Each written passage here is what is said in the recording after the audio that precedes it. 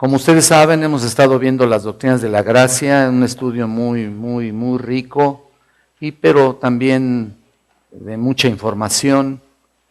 Como les digo, estamos consultando el Evangelio de Juan y realmente nos ha enriquecido mucho lo que hemos estado aprendiendo. La semana pasada estuvimos estudiando y comenzamos el primer inciso de la depravación total. Comenzamos a ver el diagnóstico. Si tienen sus hojas, se van a dar ustedes cuenta dónde vamos. El diagnóstico, y vimos que el hombre está espiritualmente ciego, ¿se acuerdan ustedes? Está espiritualmente ciego y que también está espiritualmente sordo. Y también vimos que el hombre espiritualmente es ignorante, realmente, a todo lo relacionado con lo que es la palabra de Dios, ¿no? Ese es el punto. Por eso vimos en el capítulo 1 del Evangelio de Juan, en el versículo 5, que la luz vino al mundo, ¿no? La luz en las tinieblas resplandece, dice, y las tinieblas no prevalecieron contra ella. A veces prevalecieron es traducido como no le abarcaron o no comprendieron, esa parte de prevalecieron, o no le comprendieron, no le captaron exactamente lo que Dios quiso decir.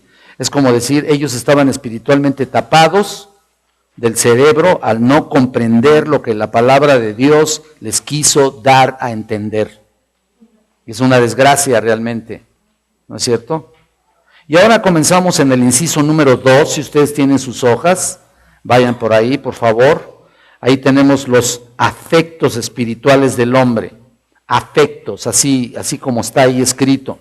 Y lo que quiero decir es que estos son afectos, es acerca de los afectos del hombre que se manifiestan en lo que ama y lo que aborrece, en lo que le entusiasma y en lo que le aburre, en lo que lo motiva, en lo que le apega la motivación, etcétera, etcétera, ¿no? Por naturaleza el hombre siente antipatía hacia Dios. Ese es el punto. O sea, ese es su afecto hacia Dios, antipatía hacia Dios, hacia Cristo, hacia la luz verdadera, hacia su palabra, hacia su pueblo, todo lo que signifique Dios tiene una aberración a eso. Y Juan destaca aquí esta antipatía del hombre, y por supuesto hacia la luz y hacia el conocimiento de su palabra. Y vean, por ejemplo, en el capítulo 1, en el versículo 9, lo que dice. Capítulo 1, versículo 9, dice, aquella luz verdadera que alumbra a todo hombre, venía a este mundo.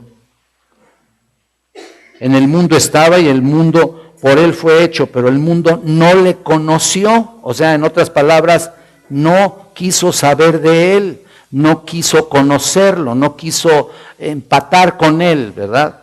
No tuvo la oportunidad de conocerlo y de saber quién en realidad era. La luz verdadera habría de venir al mundo para alumbrar a todo hombre, es decir, todo hombre tendría la responsabilidad de responder a esa luz. Todo hombre tenía esa responsabilidad de responder a esa luz verdadera por medio del poder soberano de Dios, que plantó un conocimiento, escuchen esto, plantó un conocimiento en el hombre para venir al conocimiento de Dios. O sea, plantó en el hombre un discernimiento para comprender las cosas de Dios. Pero el hombre no le conoció, no le quiso conocer, por lo cual nadie tendrá excusa. Nadie tiene excusa. Así que, y esto resumía la actitud de los judíos a lo largo de todo el Evangelio, ustedes se pueden dar cuenta y los afectos espirituales que tienen hasta la fecha, a pesar de su posición privilegiada como descendientes de Abraham, como dice en el 8:33 también del Evangelio de Juan, en el 8:33 al 39. Y de ser poseedores de la palabra de Dios, de las Escrituras, de tener el privilegio de ser el pueblo elegido por Dios. Cuando Jesús apareció históricamente entre ellos, lo rechazaron. A lo suyo vino, ustedes saben, ¿no? En el 11, ¿no? A lo suyo vino y los suyos no le recibieron. Ahí está.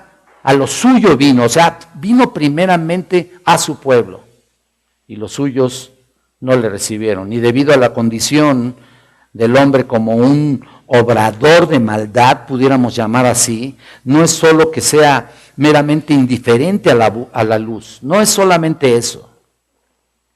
No es solamente que pasa por alto eso, no, sino que aborrece la luz.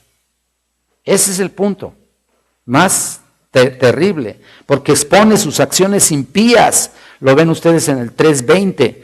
Recuerden, cuando no digo la cita, se refiere todo al Evangelio de Juan. Esto incluye una aversión por la vida verdadera en el 5:40.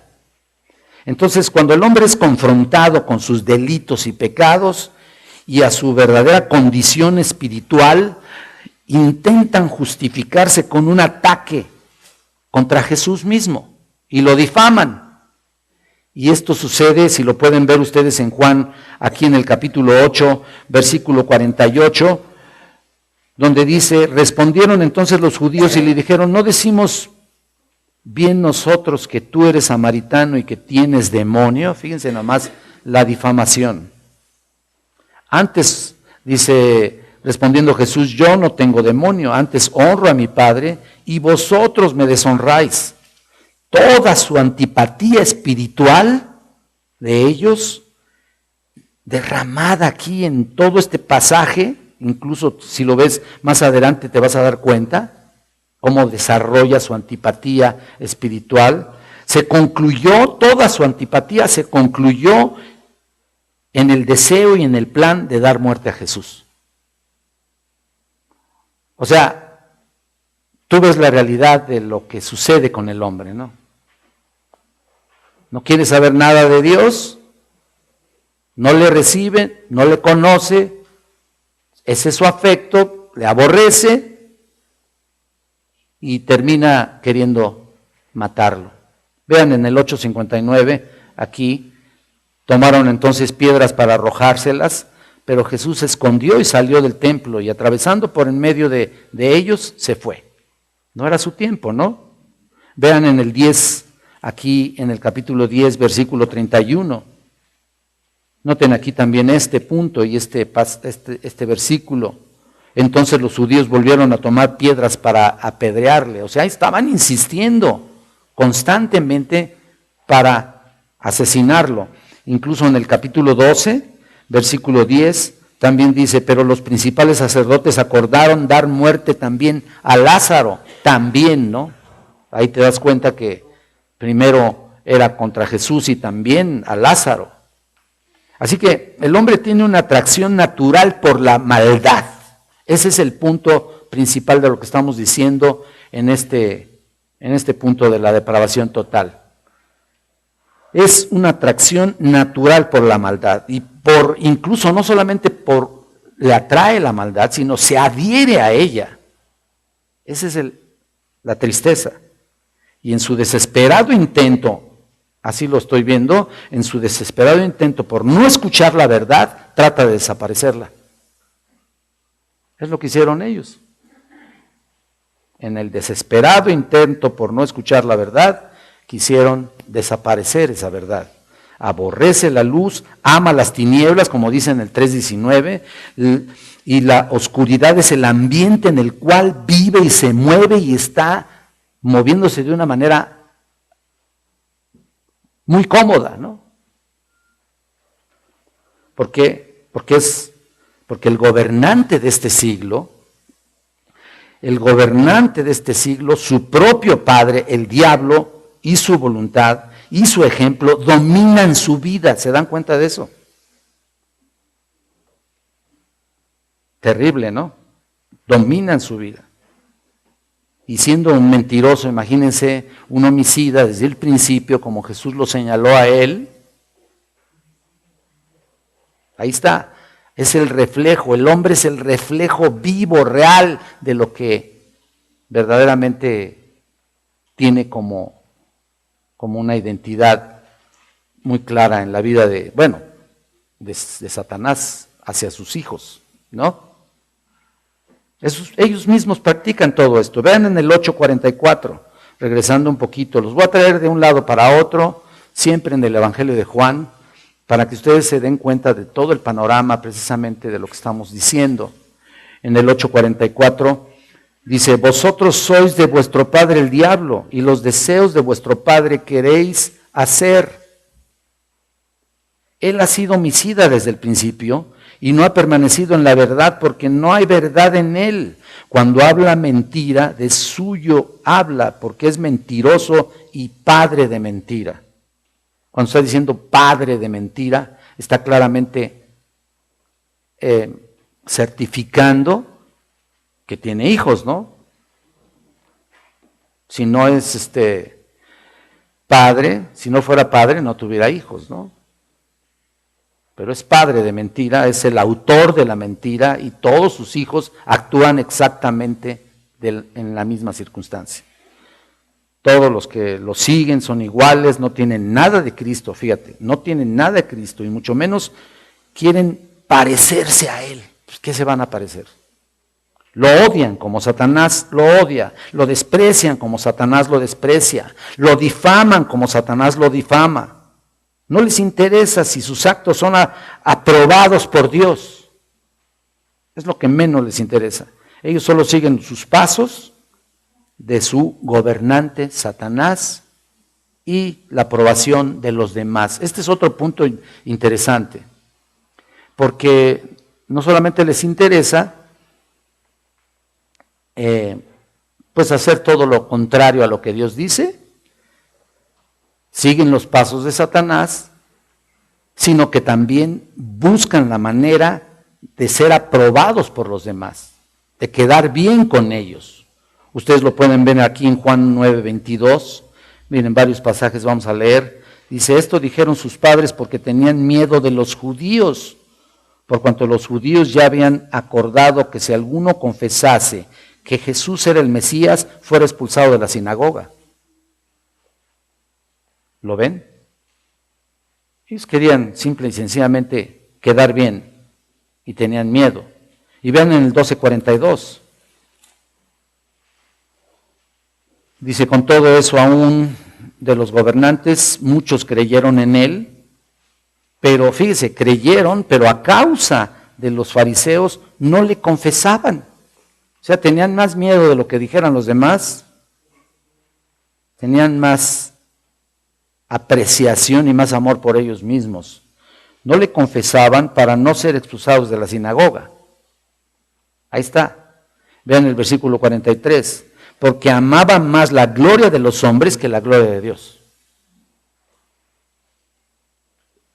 Ahí te estás dando cuenta. Jesús enseñó también que el hombre es adicto. No solamente quiere quedar bien con los demás, es como cuando alguien le niega, ¿no? ¿Se han ustedes dado cuenta?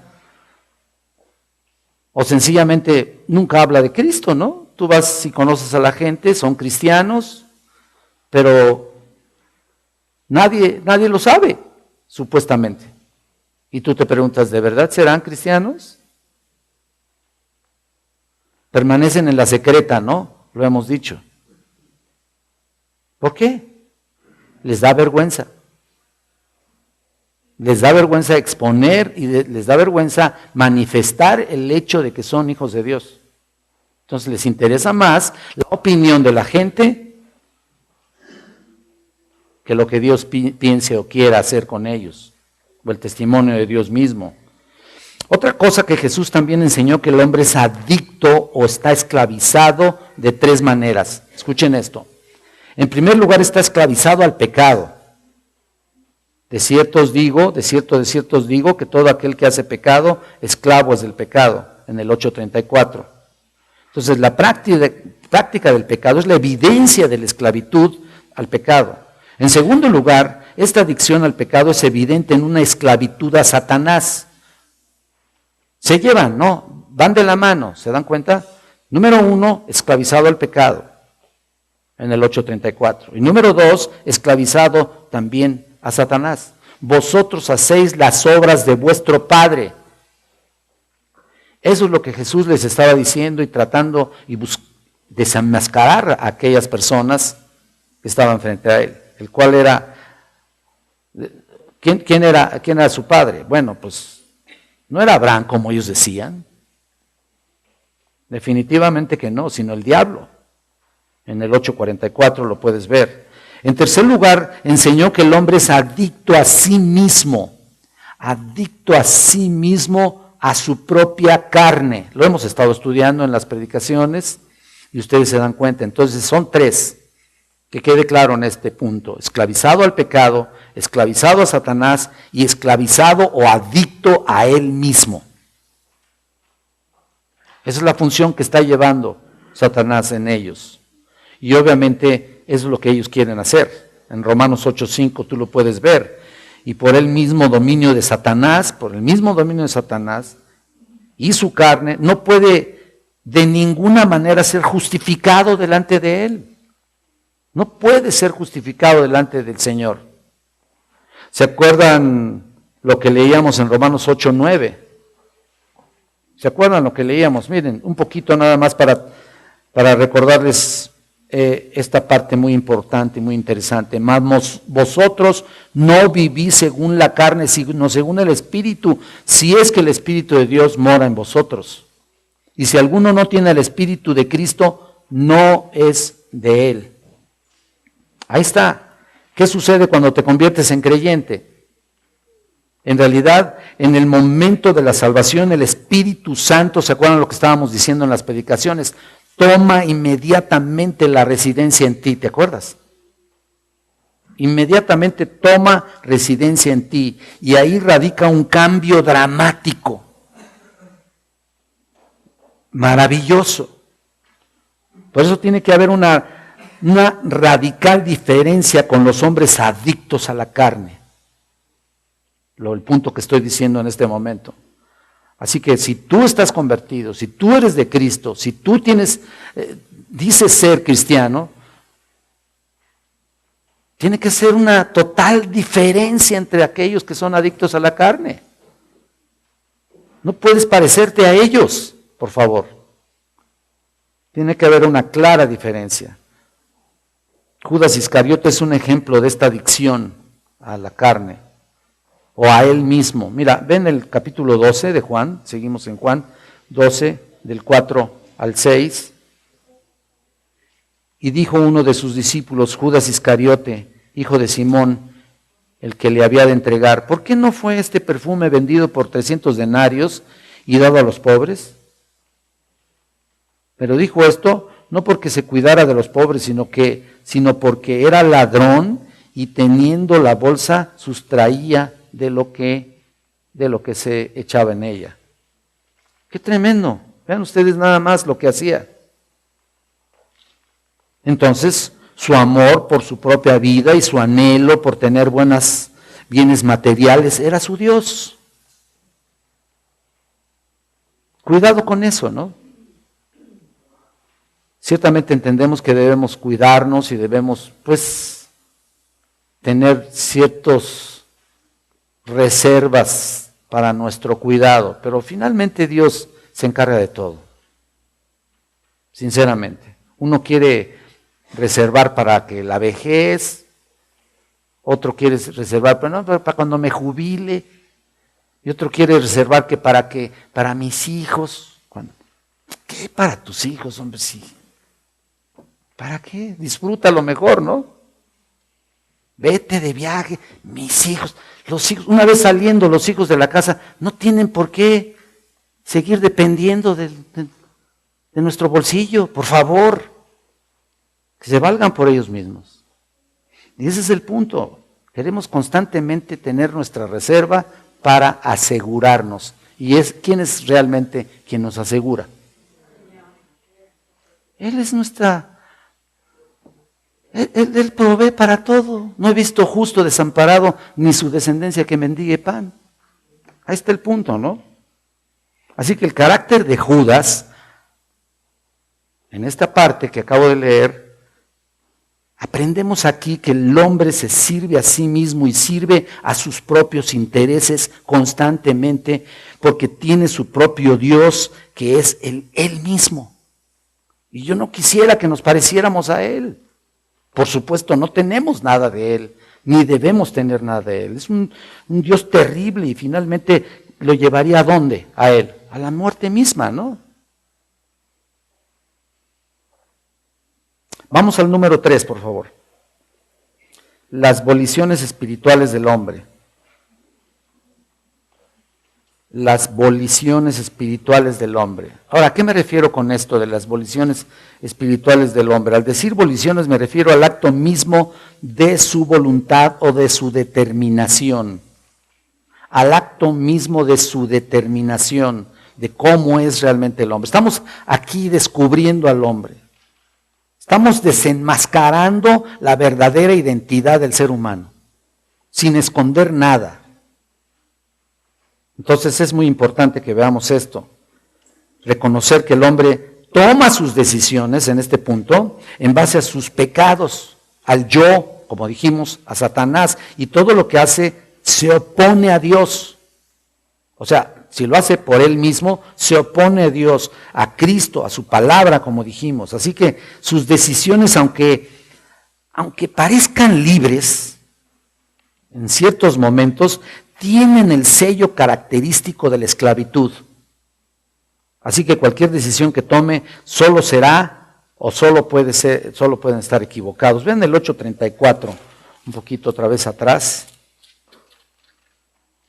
El 8:34, mira lo que dice aquí. Jesús le respondió: de cierto os digo que todo aquel que hace pecado, esclavo es del pecado. ¿Lo estás viendo? Esclavo es del pecado. Y el esclavo no queda en casa para siempre, el Hijo sí queda para siempre. Así que si el Hijo os libertare, seréis verdaderamente libres.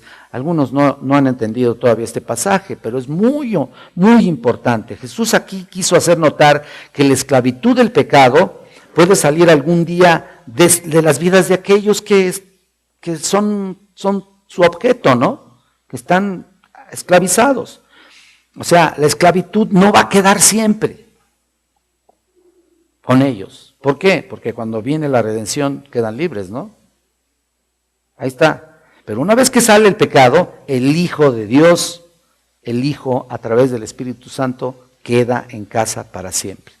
Eso determina claramente que la salvación no se pierde. Él queda para siempre ahí. ¿Lo están viendo? Así que ese es el punto principal. Ahora, el hecho de ser un esclavo no significa que no pueda hacer cosas buenas. Claro que las hace. Claro que las hace.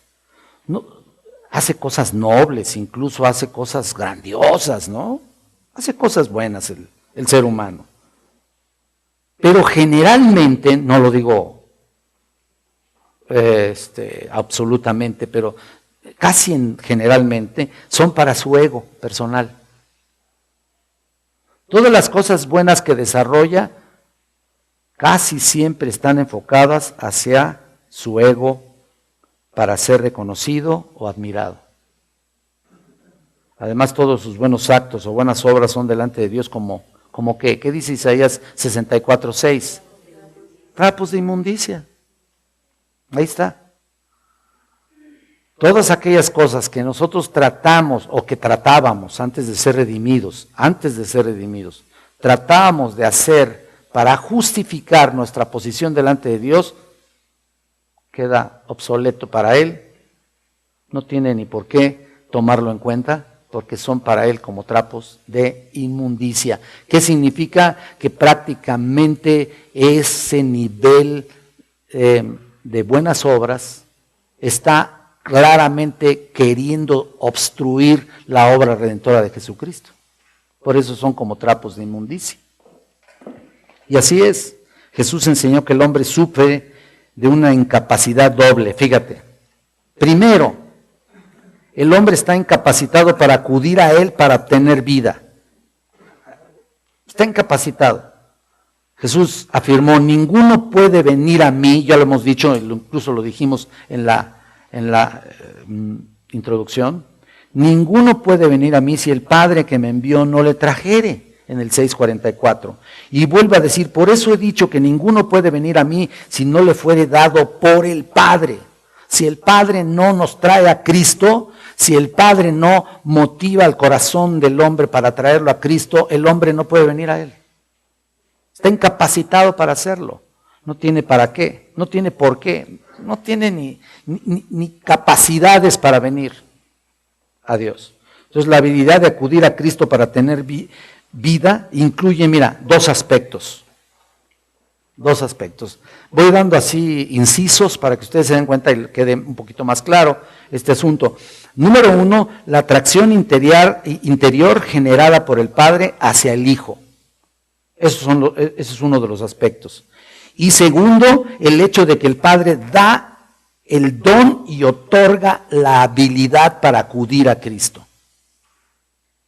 Son dos puntos muy importantes que tenemos que tenerlos muy presentes en nuestra vida, para saber que el hombre no puede acudir a Dios por medio de sí mismo. Pero eso no quiere decir que no le hablemos de Dios, no le hablemos de su palabra. Claro que le hablamos de su palabra. En el momento de dar la oportunidad hacia el hombre, o sea, de darle su palabra, entonces hay una atracción generada por el Padre hacia el Hijo. Y número 2, ya les dije, el hecho de que el Padre da el don y le otorga la habilidad de acudir a Cristo. No lo hace por sí mismo. Entonces ese es el punto. Segundo, Jesús afirmó que el hombre no regenerado es incapaz de creer en Él. ¿Se acuerdan de Nicodemo? Nicodemo es un claro ejemplo. Jesús le dijo, si os he dicho cosas terrenales y no creéis, ¿cómo creéis si os dijere las celestiales? 3:12. Mira, en su discurso sobre el plan de vida relacionó el creer en Él con el venir a Él en el 6:64 y 65. Y esta relación indica que acudir a Cristo es por haber creído en Cristo. En el mismo discurso declara que solo los que coman la carne del Hijo del Hombre y beban la sangre tienen vida en sí mismos. Entonces la gente no va a comer la carne de Cristo ni va a tomar la sangre, y eso no significa propiamente que sea literal de ninguna manera. El comer la carne y comer la sangre simple y sencillamente aquí significa el obtener la palabra de Dios en el corazón y por supuesto la sangre, ser limpios de nuestros pecados. Ese es el punto, en comer carne y beber la sangre. Y este es un modo vívido de mostrar la dependencia absoluta del hombre en la persona y obra de Jesucristo para obtener vida eterna. Y como resultado de esta dura palabra, como ellos decían, esto es muy duro, los discípulos dijeron, esta es una dura palabra. En el 6:60, ¿se acuerdan ustedes que Jesucristo estuvo predicando y en el 6:60 muchos de sus discípulos se volvieron atrás? Ya no querían nada con Él. Ya no andaban con Él, dice ahí en el 6:60, también en el 6:66, etcétera, etcétera. En su enseñanza sobre el buen pastor y sus ovejas, dio la razón de la incredulidad de los judíos, diciendo que ellos no eran sus ovejas. ¿Por qué? Porque dijo, mis ovejas oyen mi voz y me siguen, ¿te acuerdan? Ahí está. Y yo las conozco y me siguen. Y esa es la idea. En el 10, 26 y 27.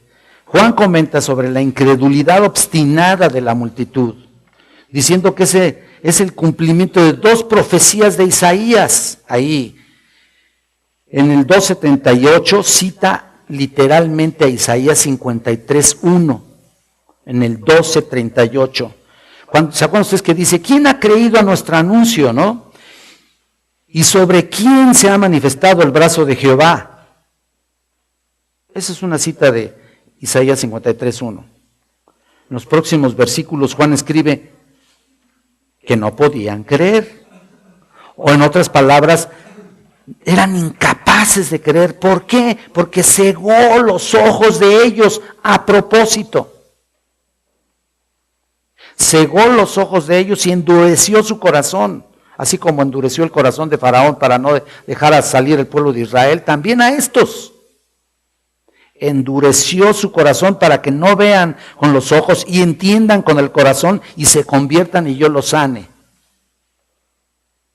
Ahí está la soberanía de Dios en el 12, 39 y 40, relacionado con Isaías 6:10. Entonces Jesús mismo se refirió a esto, a no querer venir a Él como la voluntad ciega, actuando libremente en oposición a Él. Cuando dice, y no queréis venir a mí para que tengáis vida, en el 5:40. ¿Lo ven? No quieres venir, no quieren venir. Entonces esto es un claro ejemplo de lo que te sucede a ti y a mí, tan solo con los familiares que están cerca de nosotros, ¿no es cierto? ¿Cuántos familiares viven incluso dentro del hogar? No quieren venir a Cristo. O sea, hay una obsesión por decir que no. Sencillamente una determinación en sus vidas. No quieren venir a Cristo. Simple y sencillamente porque no lo pueden hacer. Dios no les da la oportunidad de acudir. Así que tú vas a estar diciéndoles, bueno, voy a seguirte hablando del Evangelio. Y voy a compartirte todos los días. A ver hasta cuándo vas a doblegar tu corazón y venir a Cristo en arrepentimiento y fe. ¿Y sabes qué sucede? Sucede que endurece su corazón. Entonces, uno tiene que ser sabio ahí para decir hasta aquí.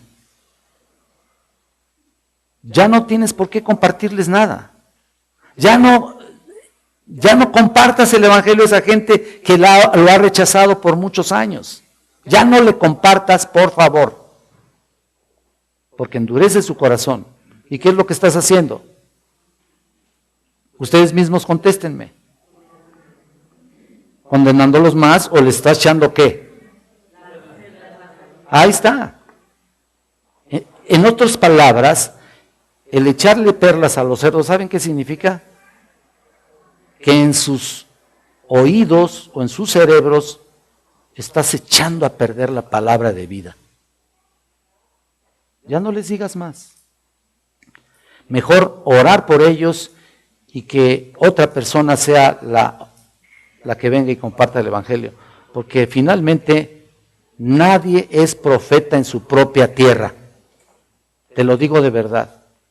Hay gente y papás que tienen muy buena intención, que están constantemente compartiéndole al hijo y que no quiere saber nada y no se acerca y duro y dale. Ya no le digas nada. Que otro sea quien le comparta. Y a veces un versículo cual sea, con un versículo cualquiera, ellos, no por decir que es cualquier cosa, sino con un versículo, ellos pueden venir a los pies del Señor, pero que ya no esté tu voz y tu presencia ahí tratando de convertirlos. Que sea otro. Entonces, toma las voliciones el hombre, toma su determinación y dicen, no quiere venir, correcto, pero no para hacer lo bueno, correcto. En su vida espiritual interior necesita ser traído por el Padre para un nuevo nacimiento. Y de esa manera arrepentirse y poder recibir a Cristo y creer en Él y venir ahí a Él y arrepentirse de sus pecados. Pero no se arrepiente de sus pecados por una simple y sencilla razón. No se considera pecador. No se considera pecador. La gente no se considera pecadora. Todavía piensan que son buenas personas y van a justificar su actitud o sus buenos actos delante de Dios, y ya lo hemos dicho por qué. Y ese es el problema. Sus ojos están llenos de tinieblas. Estamos aquí diciendo y desenmascarando totalmente lo que es la postura del hombre. Necesitan ser abiertos sus ojos y recibir esa luz para conocer la verdad. Sus afectos descarriados tienen que ser transformados para que puedan amar la luz y aborrecer la oscuridad. Fíjate, de querer solamente estar en tinieblas, porque aman estar en tinieblas y aborrecen la luz. Cuando viene la obra de Jesucristo en ellos, cuando viene el Espíritu Santo y los llama, ¿qué es lo que sucede? Hay un cambio total, lo que sucedió contigo y conmigo. Ahora amamos la luz y la seguimos. Y ese es el cambio radical, maravilloso, que ha hecho Jesucristo en nuestras vidas. Pero en ellos no pueden amar la luz. Aman la oscuridad, aman las tinieblas. Su volución o su voluntad obstinada tiene que recibir poder para la obra potente de Dios a fin de que pueda creer en Cristo, venir a Él, seguirle, arrepentirse y seguirle, ¿no? Tal como sucedió con tu vida. Y eso es lo que está haciendo con muchas personas. Actualmente hay muchas personas que han recibido muchísima palabra de Dios. Ustedes deben conocerlos. Por donde quiera se habla de la palabra de Dios. Miren, ya sea para una cosa o por otra, para beneficio del hombre, pero se habla la palabra de verdad. De alguna manera la escuchan en algún sitio. ¿No es cierto? Ni siquiera es necesario que le digas nada a ellos. Pero de esa manera, ellos entonces recibe la palabra. Pero lo que realmente va a convertir sus vidas, finalmente no es eso, sino es adherido a la palabra de Dios expuesta y manifestada en sus vidas, es ese llamado maravilloso que Dios hace para que vengan en arrepentimiento y fe. Mientras tanto, van a seguir igual. Y en muchos casos he visto que pasan años, ¿no es cierto? Sucedió contigo y conmigo. Escuchamos la palabra de Dios y no nos convertíamos. Y llegó el momento en que, ¡pum!, nos rendimos a Él. Todo está en las manos del Señor. Todo llega un momento en que Dios abre el corazón. Llega un momento en que por fin Dios trabaja en el corazón del hombre, le hace ver su pecado y entonces viene, se convierte, o mejor dicho, Dios lo convierte, ¿no?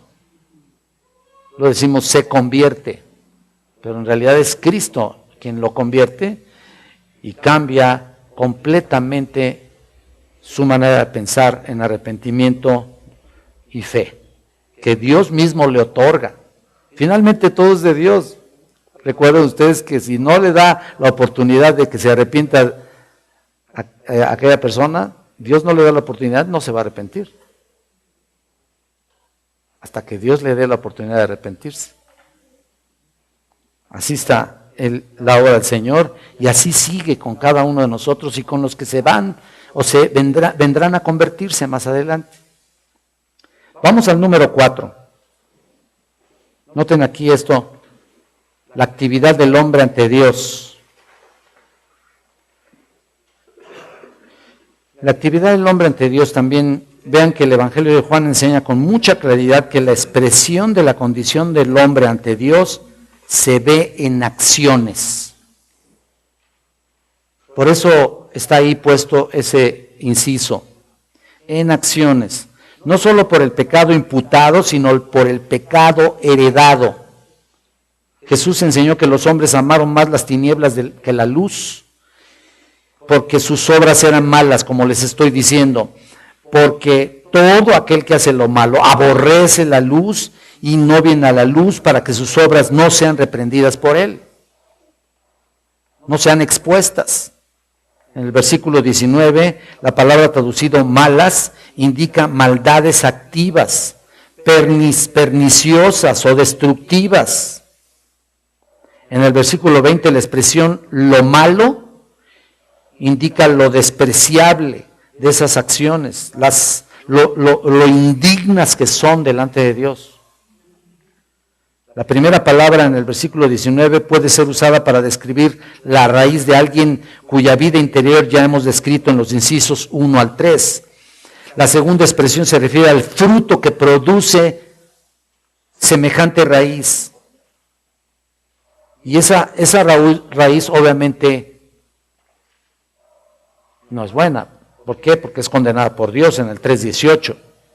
Entonces la evidencia de que cree no es simplemente porque lo diga, no es simplemente porque esté convencido, digamos, sino porque sus actos lo demuestran. ¿Te das cuenta? A eso es lo que quiero decir.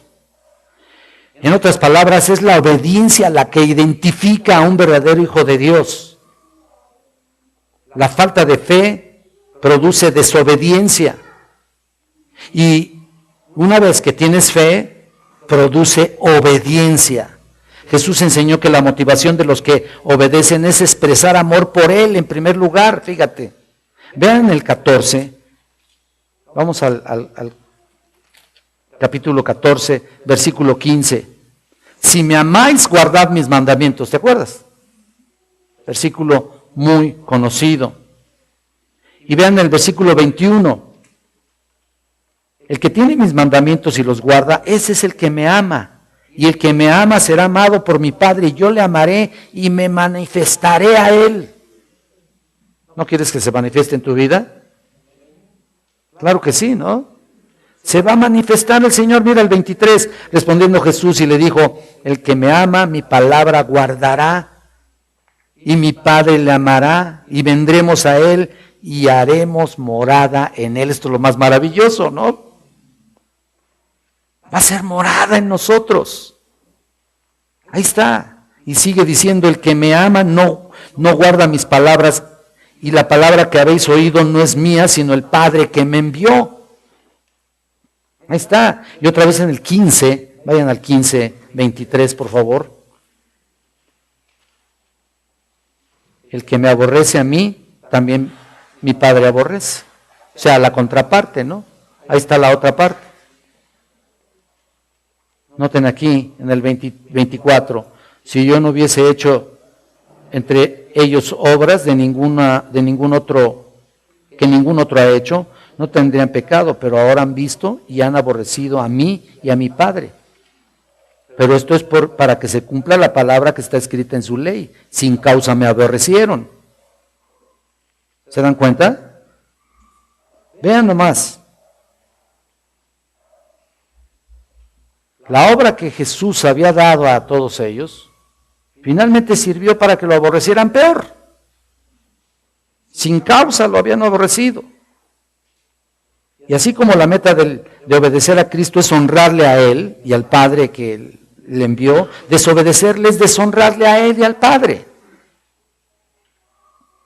Así que las acciones del hombre son juzgadas como buenas o malas, no solo por la raíz, sino por lo que brota. Y eso es lo más importante. Lo que brota, ¿qué es de tu vida? ¿Qué es de la mía? ¿Qué es lo que está brotando de lo que Dios ha puesto en tu corazón, ha puesto en la buena tierra de tu corazón? ¿Qué debe brotar? ¿Una mala hierba, un mal fruto? No, es un buen fruto. ¿Por qué? Porque la semilla es buena y porque ha caído en buena tierra y porque finalmente va a surgir un fruto maravilloso. Pero si esa raíz, o si mejor dicho, no porque la semilla sea mala, pero si la raíz no la recibe, no puede entonces germinar ningún tipo de flor, ningún tipo de fruto que verdaderamente honre al Padre. Y así está, así es el punto. Entonces, ¿cuál es la motivación, no? En este caso, finalmente, aquello que brota será precisamente el aborrecer a Dios más y más. Aborrecer al Hijo y según esto también, por supuesto, deshonrar al Padre y deshonrar al Hijo. Y eso es lo que está brotando en el corazón del hombre que no quiere saber nada, porque aquí el punto es simple y sencillo. No acepta, no quiere saber nada de Dios. No quiere decir que, como dije hace un momento, no podamos compartir la palabra de Dios. Hay que hacerlo. Y en un momento determinado, aquella semilla va a caer en la tierra correspondiente. Y va a germinar, y va a dar fruto. ¿Cuánto? A 30, 60 y a 100 por uno, ¿no? ¿Se acuerdan ustedes? Vamos al quinto punto, la condición del hombre ante Dios. Esperemos terminar el día de hoy. Aunque ya hemos estado estudiando esta parte, en el quinto punto, y solo para remarcarlo un poquito más, la única conclusión lógica a la que podemos llegar acertadamente según las verdades enunciadas aquí, es que el hombre está muerto, ¿no? No obstante, la Biblia nos deja formar nuestras propias conclusiones en este asunto. El Evangelio de Juan nos lo afirma claramente. Entonces, primero, Jesús enseñó que el hombre no tiene vida en sí mismo, en el 6:53, todas sus enseñanzas en las cuales requiere un nuevo nacimiento que procede del Espíritu, en venir a Él, en comer la carne, en beber la sangre, en querer en Él, como dijimos, para tener vida.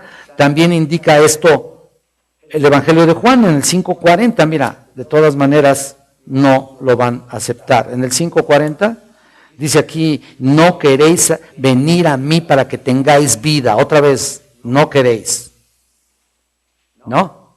Y en el 6:53 también encontramos otro punto muy importante también al respecto. Dice en el 6:53, Jesús les dijo, de cierto, os digo, si no coméis la carne del Hijo del Hombre y bebéis la sangre, no tenéis vida en vosotros.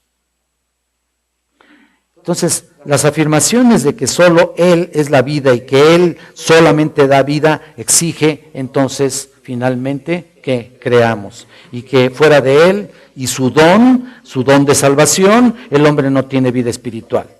10:27 también lo podemos ver. Algunos pasajes ya los hemos estado repitiendo, lo hemos estado diciendo, pero solamente para reafirmar el punto. En el 10:27 dice aquí, mis ovejas oyen mi voz y dice, yo las conozco y me siguen. Y también está el versículo 28. En el 11:25, ustedes lo han de constatar también, aquí en el 11:25 también dice, y les dijo Jesús, yo soy la resurrección y la vida, el que cree en mí, aunque esté muerto, vivirá. Y finalmente el 14:6, que ustedes saben perfectamente cuál es, y Jesús dijo, yo soy el camino y la verdad y la vida, y nadie viene al Padre sino por mí. Nadie.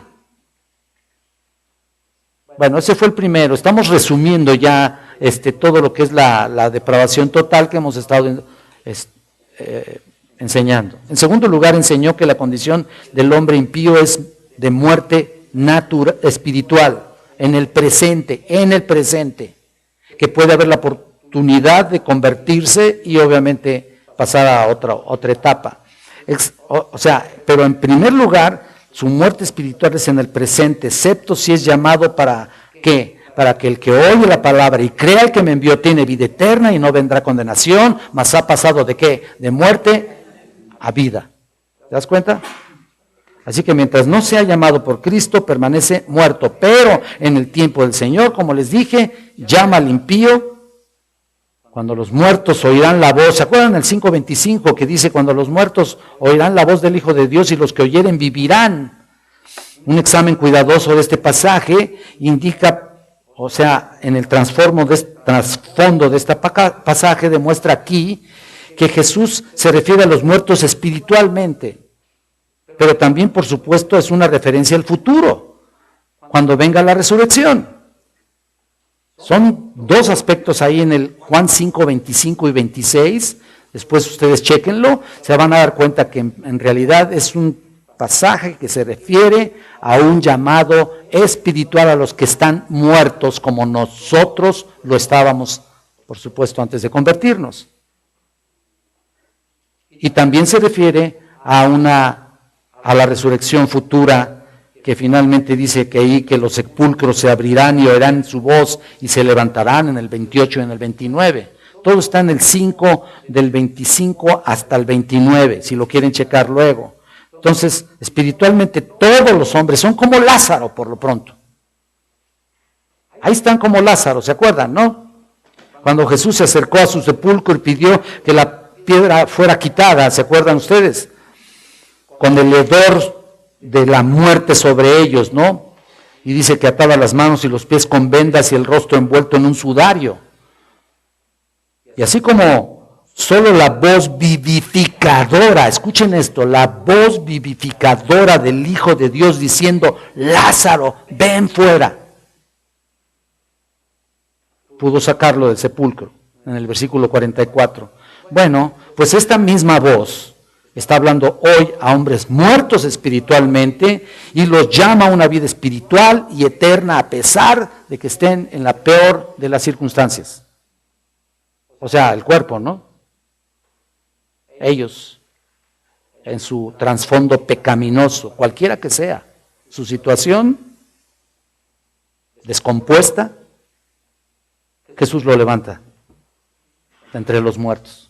Entonces es lo mismo. Por eso hay muchos Lázaros todavía que están en la tumba. Y muchos Lázaros que Dios todavía puede levantar. Y puede darles vida. Y solamente a través de tu testimonio, solamente a través de tu vida espiritual distinta, hermano. Permíteme decirlo con claridad. La vida espiritual transformada es la que va a impactar, y lo hemos dicho aquí en el púlpito también, va a impactar los corazones de aquellos que no quieren saber nada, o cuando menos hasta ahora, ¿no? Sin embargo, podrá venir el momento en que ellos se impacten con tu vida espiritual y ellos sean transformados y puedan venir a Cristo y Dios le dé la oportunidad de arrepentirse de sus pecados. Vamos a terminar con una palabra de oración y vamos a preparar nuestros corazones precisamente para nuestro servicio dominical de esta mañana. Queda pendiente el pronóstico. El pronóstico será la próxima semana. Vamos a orar y vamos a pedirle al Señor que estemos conscientes de todo esto. Bendito Dios y Padre Celestial, te damos las gracias por tu bondad, por tu amor, por tu paciencia con nosotros. Ayúdanos a seguir predicando el Evangelio, a ser tenaces con eso, pero tener cuidado, por supuesto, en aquellos que han escuchado demasiado. Y por supuesto ser tenaces en nuestra vida misma, en nuestra vida de testimonio, en nuestra vida cambiada, en nuestra vida transformada, realmente impacte los corazones de aquellos que están cerca de nosotros, primeramente cerca de nosotros, y después podremos seguir predicando a aquellos que están un poquito lejos, y así sucesivamente. Claramente lo has dicho en tu palabra, nuestra Jerusalén, Samaria, Judea y hasta en lo último de la tierra.